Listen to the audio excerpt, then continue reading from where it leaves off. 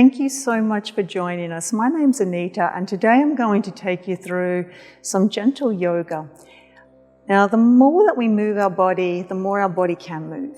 And the less that we move our body, the less that it can move. So it's really important throughout our whole life that we keep maintaining some movement.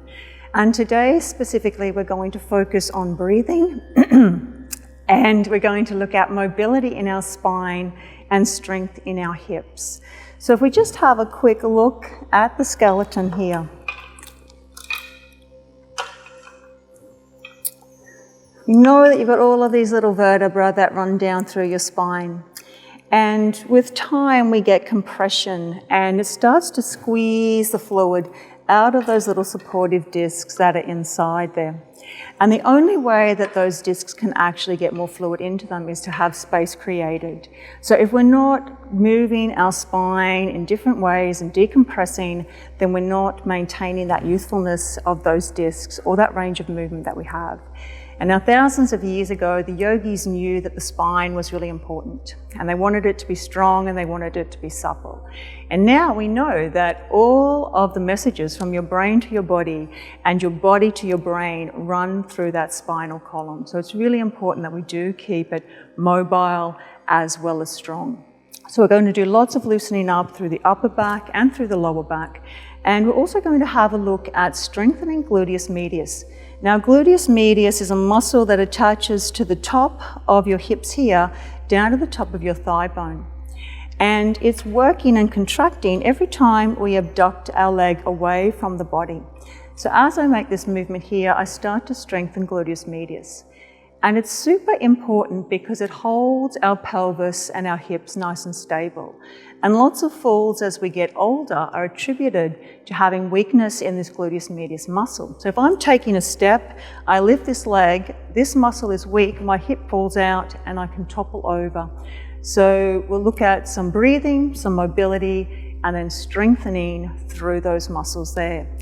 Now, through the session today, it's a great idea to have a chair for stability, so that just helps us with balance. And another thing that we're going to use at the beginning with our breath is just a folded up towel, so a large towel if you can, and we're going to place that on our belly. We're going to start and finish in a lying down position. Now, if you're happy to get down on the floor, that's terrific. If you're not, then of course you can lie down on your bed or you could lie down on the couch and simply pause the recording at any time if you need a break or to go and get a towel. So you can pause right now and grab yourself a towel, and then we're going to come down into a lying down position.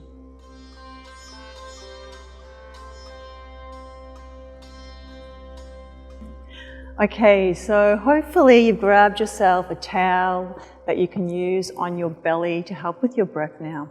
Now, when people think about yoga, they always think about the postures, but the postures are just one part of yoga, and there's actually 8 limbs. And another big part of yoga is the breath. And we're going to work out how to find a diaphragmatic breath. So what I want you to do first of all is pull your belly in and then take a deep breath into your chest and just hold it for a moment. And what you'll be feeling is some stress around your neck and your jaw and your shoulders, and let go of that breath. So most of us spend most of our time breathing up into our chest, about 90% of us. And that's known as insufficient breathing. So we're not getting as much oxygen as our body actually needs. So what you're going to do now is grab your towel, lie down either on your bed, a couch, or the floor, placing the towel on your lower belly and hips, knees bent, and then just find a comfortable place for your hands. They can rest with the palms up for a nice little opening through the chest, or you might find it more comfortable for your shoulders to have your hands on your belly. And close your eyes down.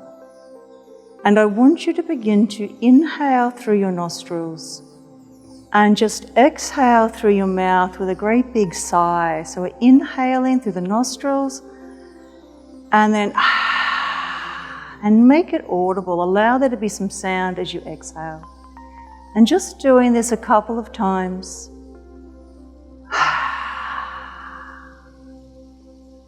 And now I want you to start to focus on the physical sensation of the breath entering through your nostrils, traveling down your throat, and draw the breath down to your belly. And as you inhale, your belly will rise, and as you exhale, your belly will gently retract. And I want you to keep your awareness with this movement. So on the inhalation, allow the belly to rise into the warmth and the weight of the towel. And on the exhale, feel the belly gently retracting. Awareness with the movement of the belly, feeling it rising on the inhale and retracting on the exhale. And as the belly rises on the inhale, your lower back might gently arch away from the floor. And as you exhale, the lower back might gently flatten towards the floor. And if you can feel and find this movement and sensation of the lower back arching and the belly rising, and then retracting and flattening, you know that you've found your diaphragmatic breath. And I want you to continue lying here with your eyes closed, feeling the belly rising and the lower back arching. And then as you exhale, feeling the belly retracting and lengthening. And continuing with this breath, what you've done now is you've engaged your primary respiratory muscle, your diaphragm. And with every inhalation, you're getting up to 80% more oxygen with every breath. The thing is that with every breath that you take, you're feeding every cell in your body. And when you're breathing diaphragmatically like you are right now, with your belly rising and falling, your body's taking in a lot more oxygen. And when 90% of us spend most of the time breathing in our chest, we get a fraction of the oxygen that our body needs. So our metabolism begins to slow down. Our ability to heal begins to slow down, because every cell in your body needs oxygen to do its work. So right now, while you're breathing diaphragmatically, you are improving the health of your cells just by breathing deeply. So making a significant impact on your blood chemistry. It's now richly oxygenated. And if you're making the cells in your body healthier, then you're making your body healthier. So this diaphragmatic breath that you found in allowing the belly to rise and the lower back to arch on the inhale, and then retracting the belly and the lower back, lengthening on the exhale, is something that you could practice each day, as often as you think about it, finding this diaphragmatic breath, changing your blood chemistry, and improving the health of all of the cells in your body. Now you can stay here and breathe a little longer, but we're going to come up to standing next and start to loosen up through the spine and strengthening through the hips. But feel free to stay here and keep breathing diaphragmatically as long as you like.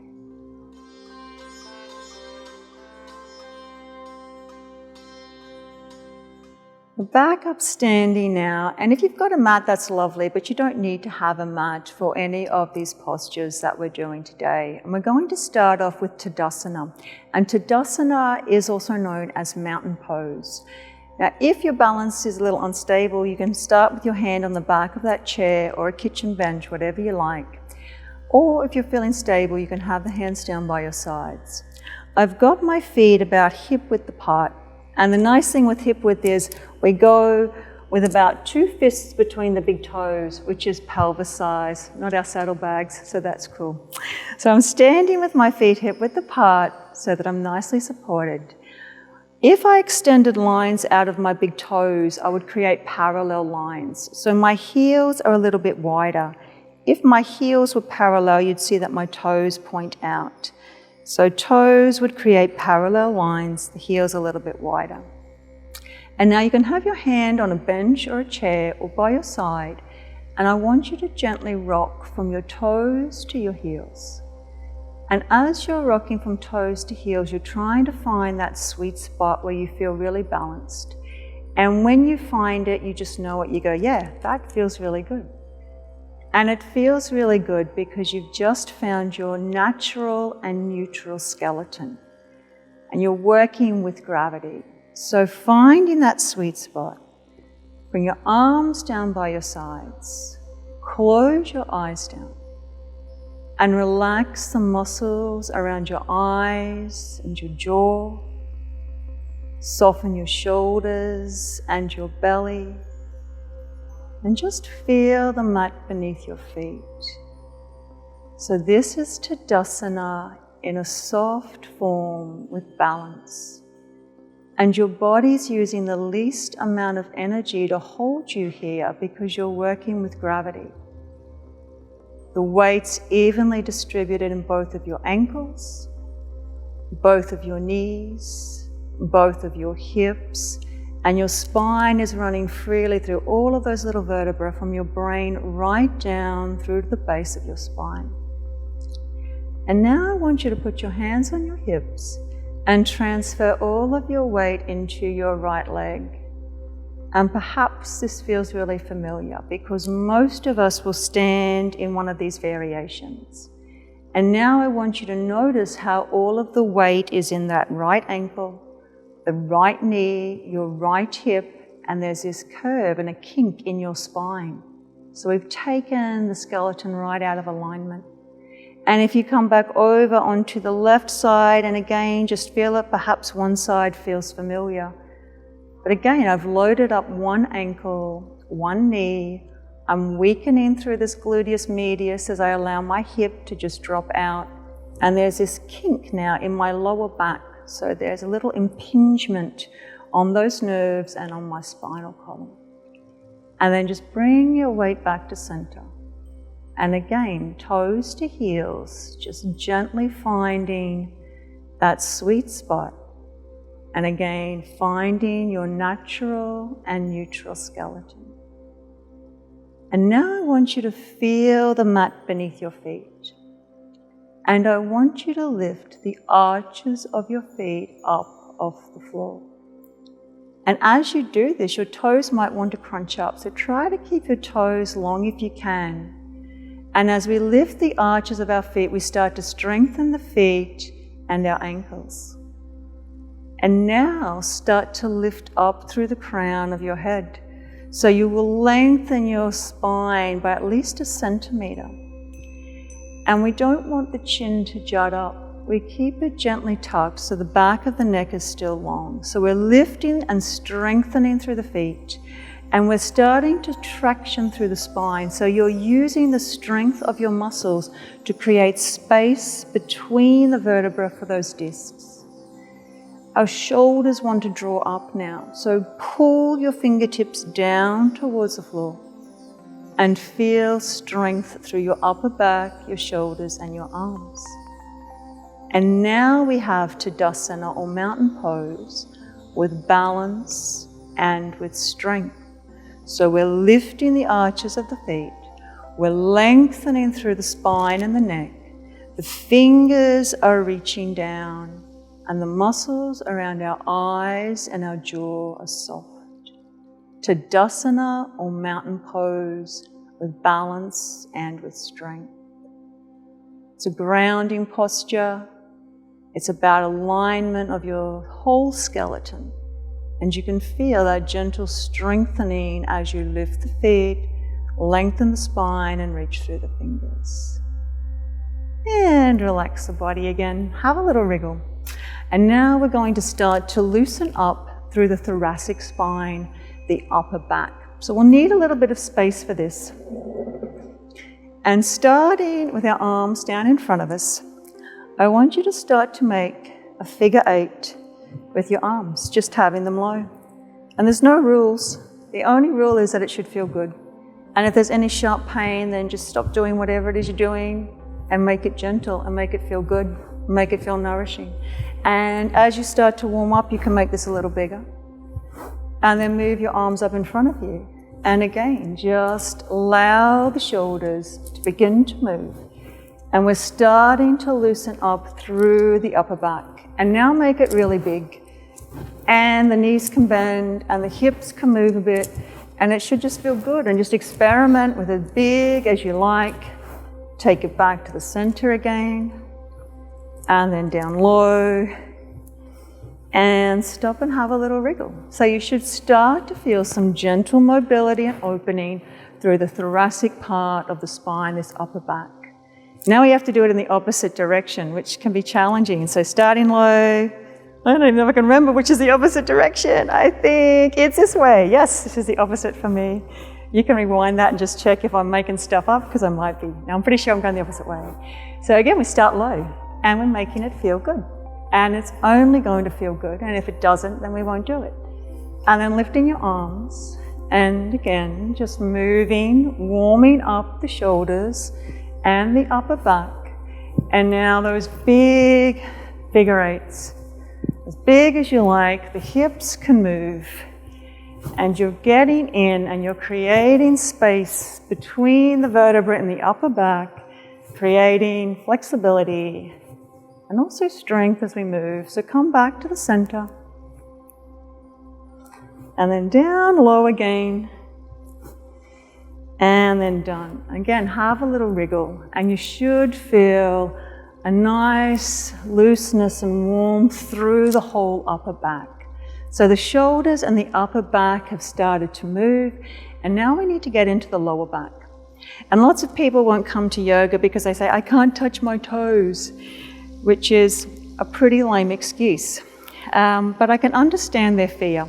So when we come into a forward fold, such as touching our toes, we can put stress on our discs if we're doing it incorrectly. So if I just start to bend like this, I'm putting stress on my discs in here. So what I want you to imagine is that my pelvis is a flower pot, and that my spine is the stalk of a sunflower, making my face a sunflower. Yeah, I know, nice to visualize that. And I want you to imagine if you got the stalk of that sunflower and you bent it, what would happen? You'd get this snapping. It wouldn't be good, just as it's not good for the discs in our back if we try to bend here. But if I take the pot that my sunflower is in and I start to tilt the pot, you can see that there is no bending in my back. I'm still tipping the pot, my knees are bending as much as I need to. And then at the end, I can relax and I get a gentle curve through my spine without any snapping sunflower stalks. And to come up, I bend my knees and I tip the pot again. So the secret is not about super loose hamstrings. It's about the process of getting into this.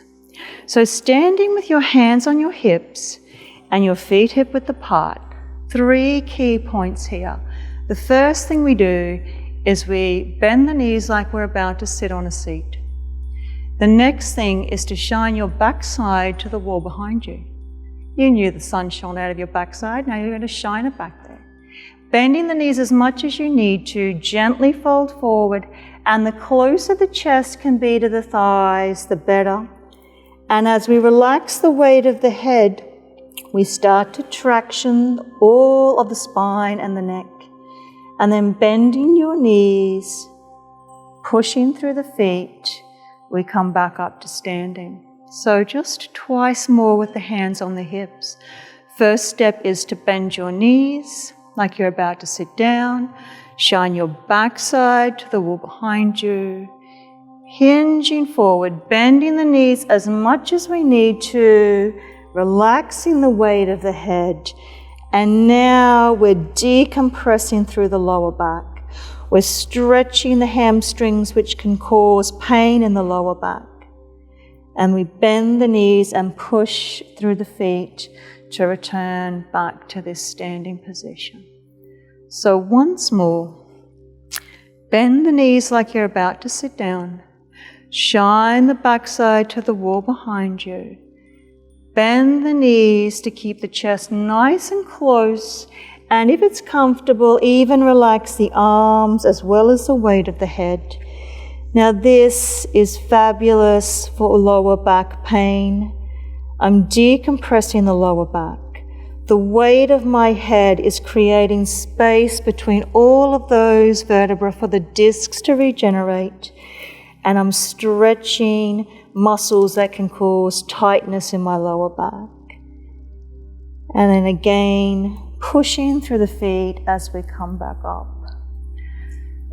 So that one really is a wonderful antidote for back pain. And if you've got a large enough shower and you can do it under warm water, it's a fabulous time to practice a habit perhaps of when you're in the shower, being able to get some relief through that lower back. We're going to come into some strengthening in the legs now, and a posture known as Virabhadrasana 2 or Warrior 2. So starting with our hands on our hips and just looking down at the floor, step your feet out just as wide as you're comfortable to have them. Now again, if you feel a little unstable, you can have a chair nearby that you can rest a hand on, or you can do this beside a wall. Just knowing that you have the wall behind you can help with stability as well. Now the further I take my feet apart, the stronger my legs will be working. But you need to listen to your body and what it needs. So find something that feels comfortable and that feels secure. My toes are pointing forward at the moment, and now I'm going to turn my right foot 90 degrees. And I want that front heel to line up with the back instep. And it's not exact, it doesn't have to be, that's okay. I want my hip, my knee, and my toe facing in generally the same direction. So I just step that back heel back a little bit. Now, if I asked you to turn your hips to face the front, and I don't want you to do this, but you will get a funny pulling through all of your hips, and you'll put stress on your sacroiliac joint at the back. So just keep your hips comfortably here at 45 degrees. And now I want you to press in the outside edge of both of your feet. So we're lifting the arches of the feet. Just like we did in Tadasana, we're strengthening the feet here. Imagine that you're about to zip up some tight pants and pull the belly upwards and inwards. And then bend that right knee just above the ankle. We bring the arms up to shoulder height, and our drishti, which means gaze, is out over the middle finger of that front hand. And just check that both arms are at shoulder height. So we're starting to strengthen the muscles in our feet, our ankles, our legs, our hips, our belly as we keep lifting, as well as our shoulders here. And now turn your palms up, and you'll notice that your shoulders start to work a little harder. And then turning the palms down, you'll still notice that the shoulders are a little more active now. And then inhale, just straighten that leg and lift up. And exhale, lowering back down, Virabhadrasana 2. Inhale, lifting and lengthening. And exhale, lowering. So 3 more, and we're starting to strengthen the muscles in the hips a little more, working that thigh muscle a little harder, but really all of the muscles in the legs are working, and now the shoulder as well. And I think it's 1 more. And then we lower again, Virabhadrasana 2. Take that right hand, just relax it on your lower back. Turn your front palm up, and then just lift that arm if you feel comfortable and steady. And we have a reversed warrior. Take the arms out to shoulder height, hands to hips, and just heel toe in and give your legs a little wriggle. And you should be able to feel that the muscles in the legs have started to strengthen, as well as the shoulders. So a little more now on the next side. Again, finding a comfortable position and width for the feet. This time turning the left foot 90 degrees. We step that heel back a little, so we've got nice alignment, and the hips are comfortably here at 45 degrees. I press down to the outside edge of the feet, so my arches of my feet are lifting and I'm strengthening the feet. I imagine I'm zipping up some tight pants, so I'm pulling up through these abdominals and then that knee just above the ankle. The arms come up to shoulder height and I just check that they're both doing what they're supposed to. Gaze is out over that middle finger. My jaw and my forehead are soft. The muscles in my legs are strengthening. My abdominals are engaged and my shoulders are strengthening. And then as you turn the palms up, oh yeah, you can feel those shoulders working a little harder. And then turning the palms back down. And again, on an inhale, just lifting. And then on an exhale, lowering. Coming up for a second time. And then lowering, Virabhadrasana 2, 3 more as we lift and lower. Feeling the muscles around the knee and the thigh working and strengthening. Last one as we lift. And exhale, lower. Base is soft, legs are working, back hand just resting down on the lower back. Turning that palm up and then lifting and lengthening through the body. Arms back out to shoulder height. Hands to the hips and wriggle in. Okay, grab a sip of water if you'd like one. Of course, you can pause at any time. So we've worked through loosening the upper back. We've decompressed the lower back. We started to do some strengthening in the legs, and now we're getting into that gluteus medius that I talked about before.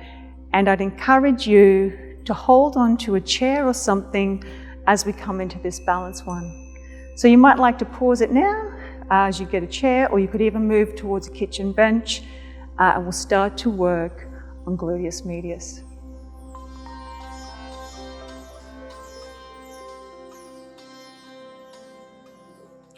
Right, so with strengthening through this muscle, you need to have a hand supporting you, or you can have both hands supporting, whichever feels most comfortable.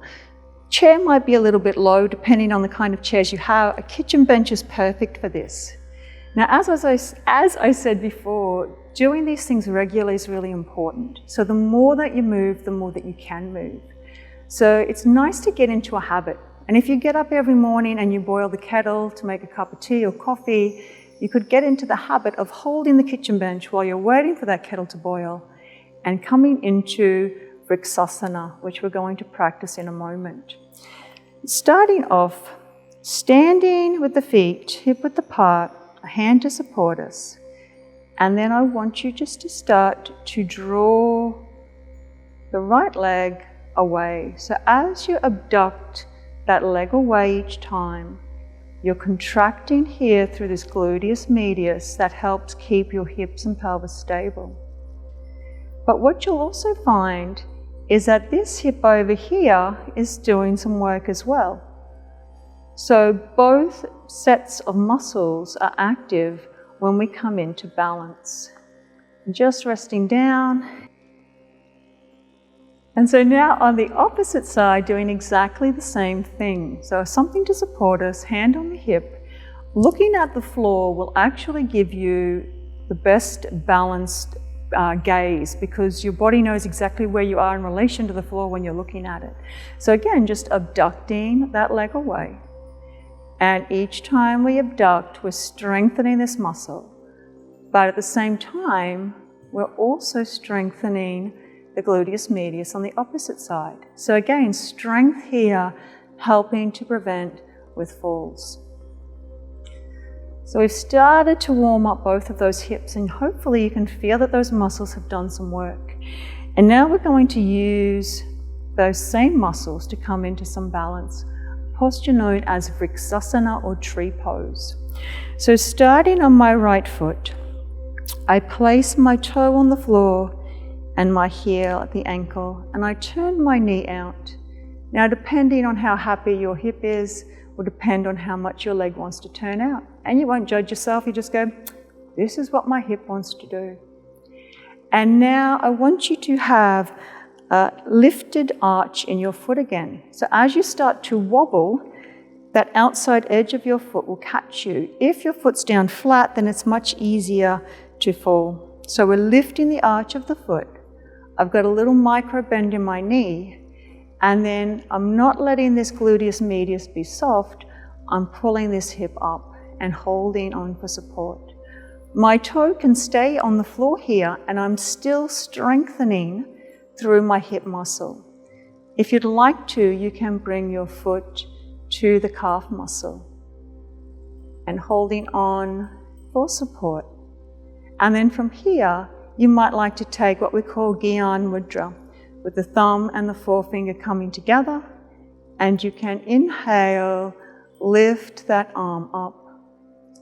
Now, if you are feeling really stable, of course you can release your hand, but it's nice to have something just beside you for support. Drishti, or gaze on the floor, will be your best balance point. And if you do feel stable, you might like to lift both hands up into a tree posture or Vriksasana. And then the hands coming back down. Turn this knee forward so we reset that hip joint. Extend the leg and let it go. And now we do it on the other side. So of course, starting with some support near us. I've got my toe on the floor and the heel on my ankle. I'm lifting the arch of my left foot. I've got a little micro bend in my knee, and I'm engaging through this gluteus medius, and I'm pulling it up to hold me stable. I can stay with my toe on the floor and still get strength in that leg, or I can lift my foot to the calf muscle. And as I'm holding here, even if I'm holding on to a chair or a kitchen bench, I'm strengthening the muscles in my foot, my ankle, my calf, my knee, my thigh, and my hip. And again, you might like to take Gyan Mudra, and you can lift that arm if the shoulders feel comfortable. Keeping your gaze on the floor, you might like to momentarily try releasing your second hand. And if you are feeling really stable, then you could bring both arms up into Vriksasana. And you can feel the muscles in that leg working. Lowering the arms, we turn the knee back to center, just resetting that hip joint. Extend the leg, lower it down, and have a little wriggle. And now it's time for us to take a seat on a chair. So again, if you need to pause to grab a chair, you can do that now.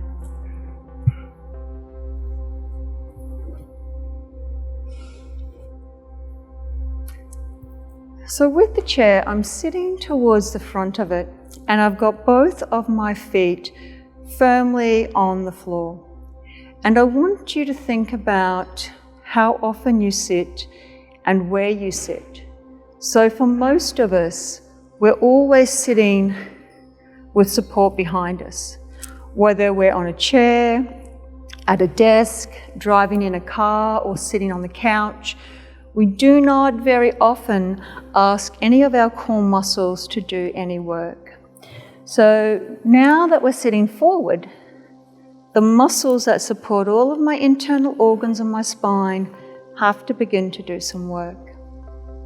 And I want you just to bring your hands down by the sides, close your eyes, and just like we did at the beginning in Tadasana, use the muscles in your back to just lift and lengthen through the crown of the head.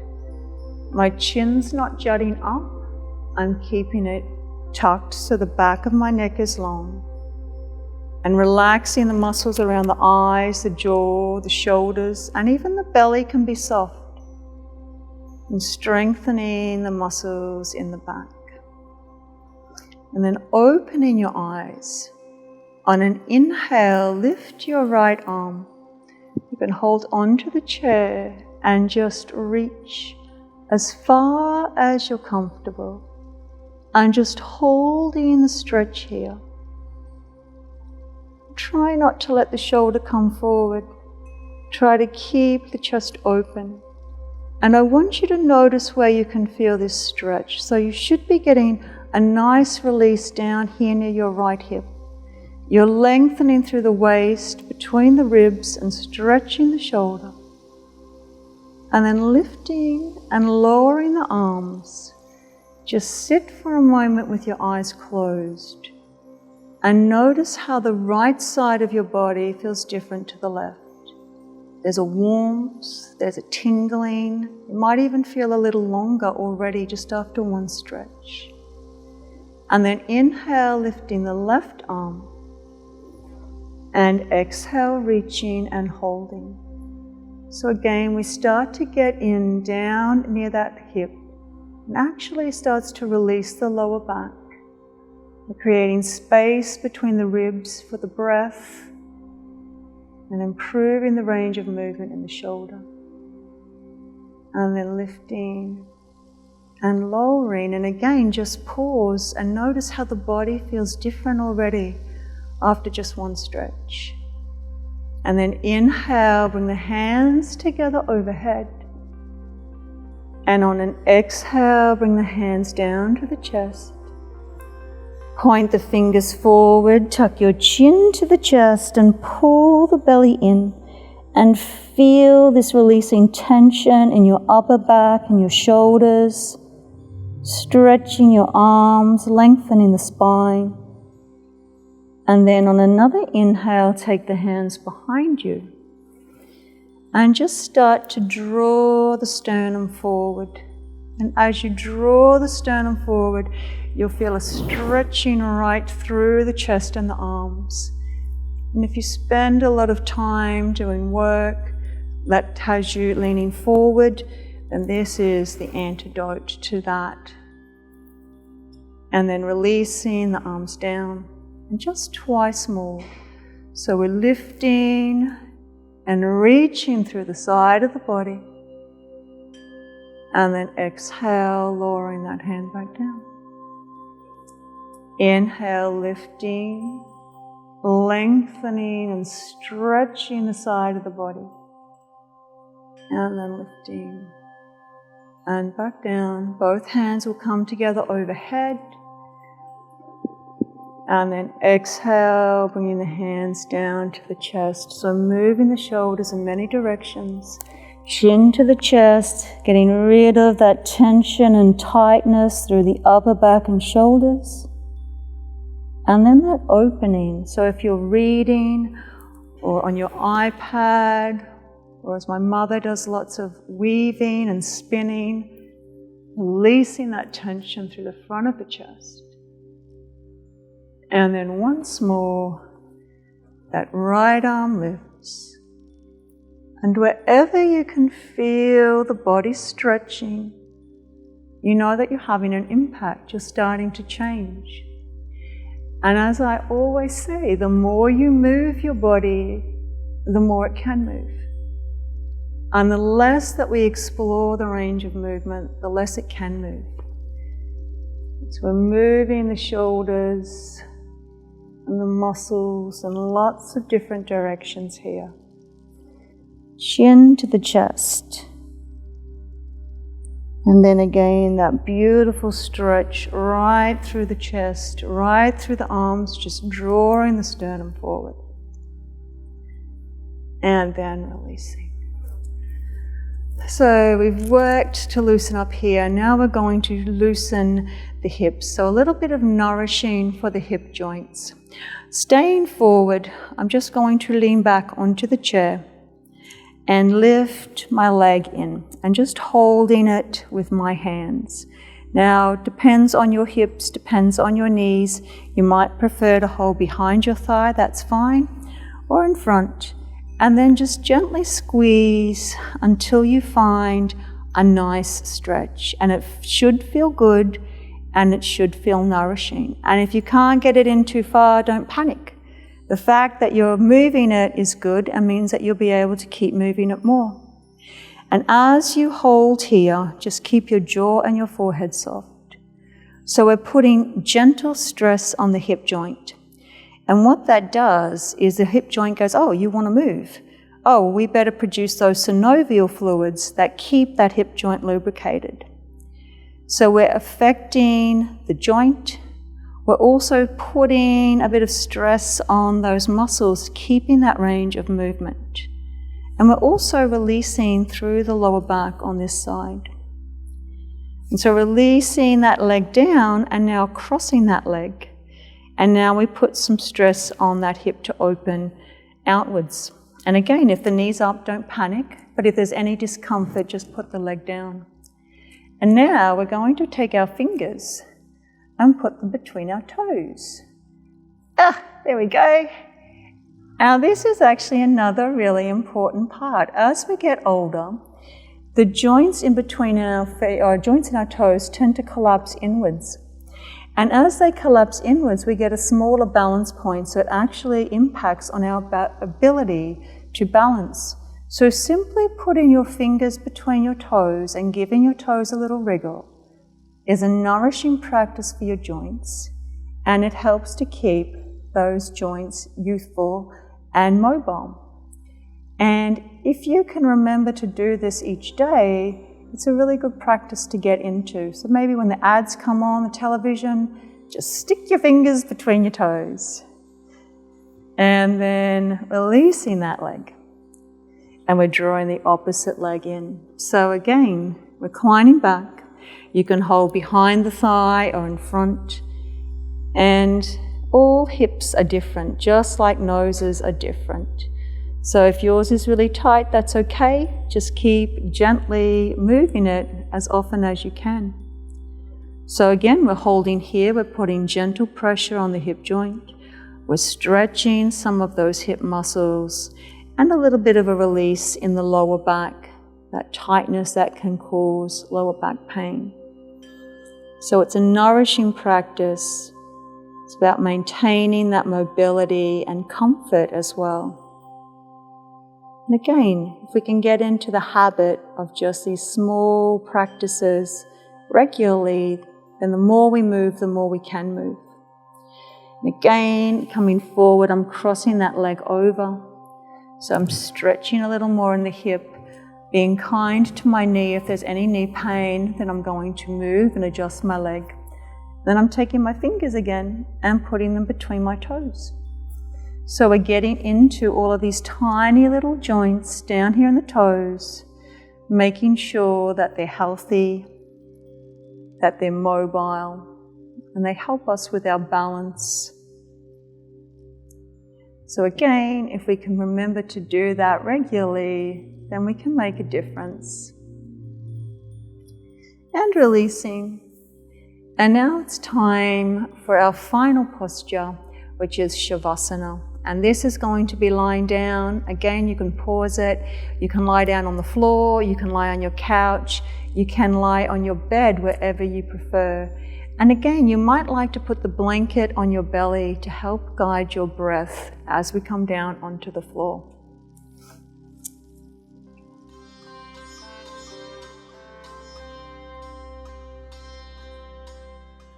Okay, so our final resting posture in yoga is Shavasana. And Shavasana is also known as corpse pose. Now you can lie on your floor, which is fabulous, or of course you can lie on your couch, or you can lie on your bed.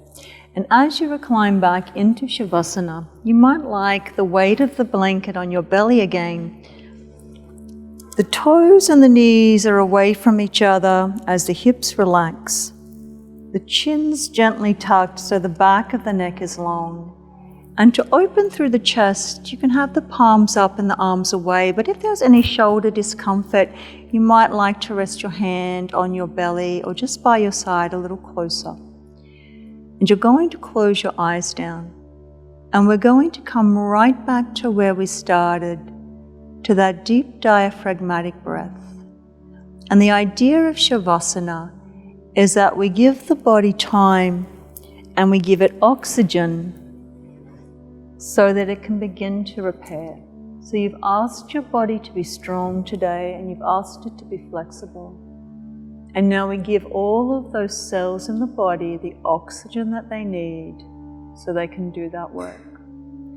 So start by giving your toes and feet a little wriggle. And just allow the muscles in your feet to relax. Perhaps make some small movements in your ankles and allow the ankles to loosen. I want you to feel and visualize your calf muscles just relaxing away from the bone and then softening through the shins. Loosen the muscles around your knees. Feel the back of your thighs relaxing and the top of your thighs relaxing. And then notice your hips. We did lots of work and strengthening in the hips. Don't try to hold your legs in place. Just allow the hips to let go as the knees fall away from each other. And now take your awareness to your lower back. And see if you can find that beautiful natural movement of the lower back with the breath that we had right at the beginning. So as you inhale towards the belly rises and the lower back gently arches. And as you exhale, the belly retracts and the lower back lengthens. Keeping your awareness with the movement of your belly and your lower back. Finding that deep and nourishing diaphragmatic breath, which is actually our natural breath. And this movement of the back helps to move this richly oxygenated blood through all of your organs. And if you've got more oxygen in your bloodstream, you've got healthier cells. And if you've got healthier cells, you've got a healthier body. Relax your upper back down to the floor. And then release your chest and feel your upper back relax a little deeper.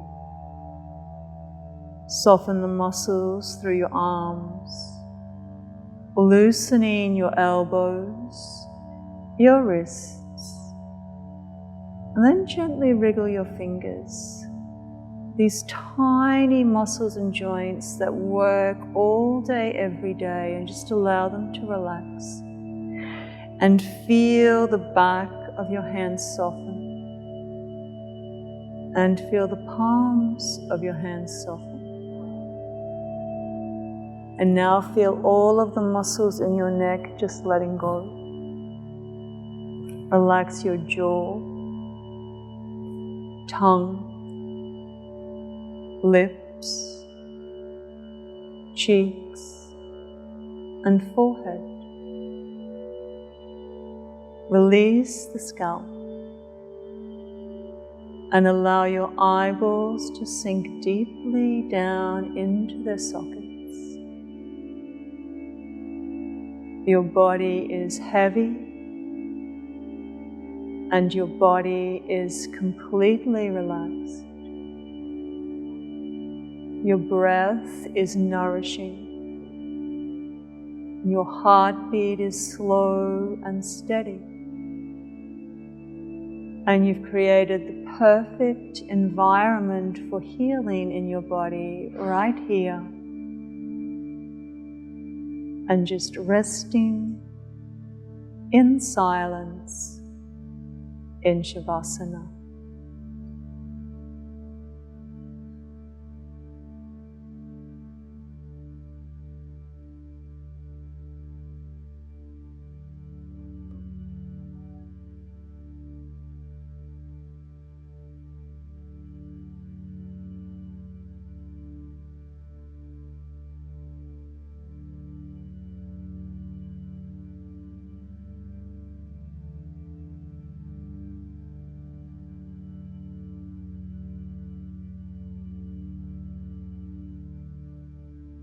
And now awakening your sense of hearing. Begin to listen for any noises around you. listening and scanning. And begin to make some small movements in your body. And stretch your whole body. Take a whole body stretch in whichever way feels right for you today. And once you've stretched the whole body, just slowly coming back to a seated position. Bringing the hands together. You bring the thumbs between the eyebrows, the thoughts of love and kindness, to the lips, the words of loving kindness, into the heart, the actions of loving kindness. And I thank you. Namaste. I hope that you enjoyed moving your body today, and that it's useful, and that it's something that you can perhaps do regularly. Thank you.